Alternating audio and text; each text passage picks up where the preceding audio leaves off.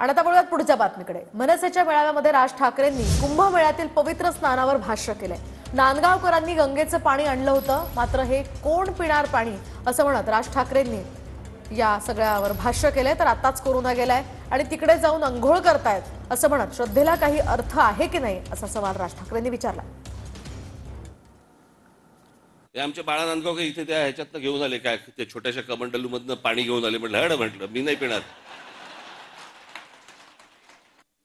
मी त्या सोशल मीडियावरती बघतोय माणसं तिथे आलेल्या बाया बिया हसतायत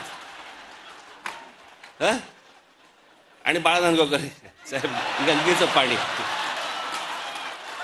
कोण पिईल ते पाणी?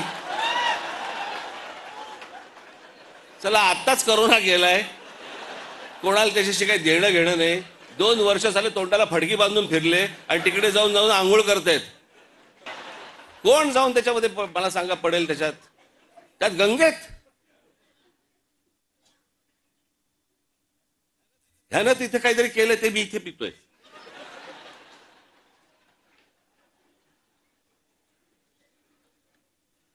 श्रद्धेला पण काय अर्थ आहे की नाही? एक नदी या देशामधली स्वच्छ नाहीये। मग मध्ये राज कपूरांनी चित्रपट पण काढला, लोकांना वाटली झाली गंगा साफ, त्याच्यात वेगळीच गंगा।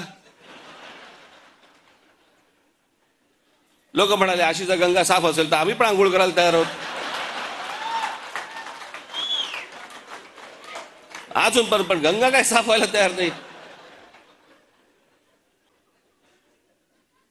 या सगळ्या श्रद्धा अंधश्रद्धेतनं बाहेर या जरा, सगळ्यातनं डोकी हलवा नीट।